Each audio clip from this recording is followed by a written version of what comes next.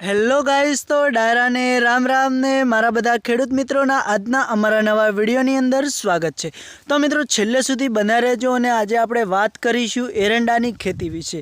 તો મિત્રો અત્યારે જે આ એરંડા તમને જોવા મળી રહ્યા છે એ મારા ખુદના ખેતરની અંદર એરંડા છે અને આજે આપણે વાત કરીશું એરંડાની ખેતી વિશે। એટલે કે એરંડાની ખેતીમાં સૌથી વધારે ઉત્પાદન લેવા માટે એરંડાની ખેતી કેવી રીતે કરવાથી ખેડૂતને સારો ફાયદો અને સારી આવક મળે છે। તો મિત્રો અત્યારે તમે જોઈ શકો છો કે જે આ એરંડા તમને જોવા મળી રહ્યા છે એની અંદર આપણે કેવી રીતે ખેતી કરી છે અને કયા કયા ખાતરોનો ઉપયોગ કર્યો છે એ વિશે આજે આપણે વાત કરીશું। તો અમારી સાથે છેલ્લા એન્ડ સુધી બન્યા રહેજો અને વિડીયો તમને સારો લાગે તો દિલથી એક કોમેન્ટ કરવાનું ના ભૂલતા અને કદાચ તમે અમારી આ ચેનલ ઉપર નવા હોય તો અમારી ચેનલને સબસ્ક્રાઈબર કરી લેજો કે જેથી કરીને સૌથી પહેલાં અમારા વિડીયોની નોટિફિકેશન તમને મળી જાય। તો ચાલો હવે વિડીયોને આપણે સ્ટાર્ટ કરીશું। તો મિત્રો જુઓ કે આ તમને જે એરંડાની ખેતી જોવા મળી રહી છે એની અંદર પહેલાં તો કે બધી માળો જ જોવા મળતી હશે, એટલે કે એરંડાનો વિકાસ પણ સારો છે અને હાઈટ પણ સારી છે અને એરંડો ડાલે પણ બહુ વધારે પડ્યો છે।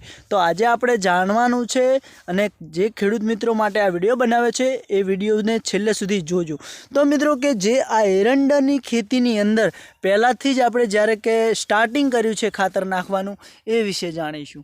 તો દોસ્તો જે આ એરંડા તમને જોવા મળે છે એની અંદર તો કે પહેલાં તો આપણે જ્યારે સ્ટાર્ટિંગમાં એરંડાનું વાવેતર કર્યું ત્યારે આપણે આ એરંડાની અંદર સૌથી પહેલાં યુરિયા ખાતરનો પણ ઉપયોગ કરેલો છે અને પાણી જ્યારે વળે છે ત્યારે એરંડાનું ઉત્પાદન આપણે એટલે કે એરંડાની અંદર ખાતર પણ નાખ્યું છે।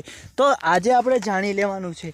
તો મિત્રો જે કે આ એરંડા તમને અત્યારે જોવા મળે છે ઓની અંદર આપણે કે સૌથી વધારે તો પહેલાં ડીએપીનો ઉપયોગ કરવો પડતો હોય છે કે ડીએપી ખાતર નાખવાથી શું ફાયદો થાય છે। તો ડીએપી ખાતર નાખવાથી આપણને એ ફાયદો થતો હોય છે મિત્રો કે એરંડો વજન સારો ચાલે છે, એરંડો ઉતાર વધારે આપે છે અને એરંડો કલરમાં પણ કાળો રહે છે। અને બીજું કે ઓની અંદર યુરિયા પણ આપણે નાખેલું છે। યુરિયાના કારણથી એરંડો નવી નવી ડૂંકો ફૂટે છે અને એરંડાની માળ વધે લાંબી થાય છે અને એરંડો સારો ભરાય છે। તો ચાલો મિત્રો આજે આપણે વાત કરી છે એ વિશે અને બીજું કે એના સિવાય પણ આપણે ઘણા એવા ખાતરોનો ઉપયોગ કરેલો છે કે જે આપણે સોણિયું જે ખાતર આવે છે મિત્રો એ ખાતર આપણે આ ખેતરની અંદર 30-35 ટોલા આપણે ઓની અંદર ભરેલા છે।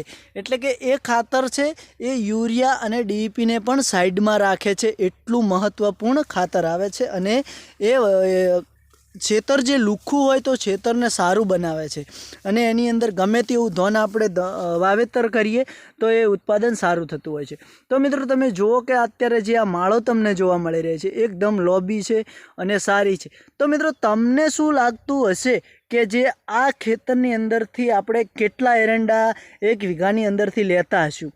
તો મિત્રો અમારો અંદાજ એવો છે અને અમે લઈએ પણ છીએ।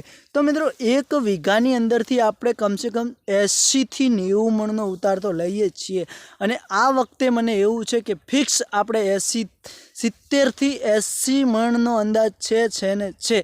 તો મિત્રો એના માટે આપણે કેવી રીતે ખેતી કરવી, કયા ખાતરનો ઉપયોગ કરવો એ જાણવાનું ના ભૂલતા અને મારી સાથે બન્યા રહેજો। તો ચાલો હવે આપણે આગળ વધીશું।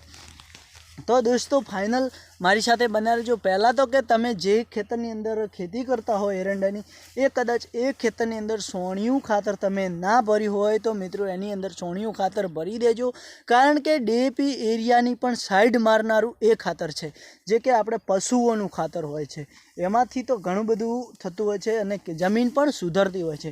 તો મિત્રો પછી યુરિયા ડીએપી અને ટાઈમો ટાઈમ પાણી આપવાથી ખેતી સારી થાય છે। તો મિત્રો આજના વિડીયોમાં આટલું જ। વિડીયો તમને સારો લાગ્યો હોય તો દિલથી અમારા વિડીયોને સબસ્ક્રાઈબર કરી લેજો ને કોમેન્ટ કરજો કે વિડીયો કેવો લાગ્યો છે। તો નેક્સ્ટ વિડીયોમાં ફરીથી મળીશું। ચાલો મિત્રો હવે આપણે રજા લઈશું।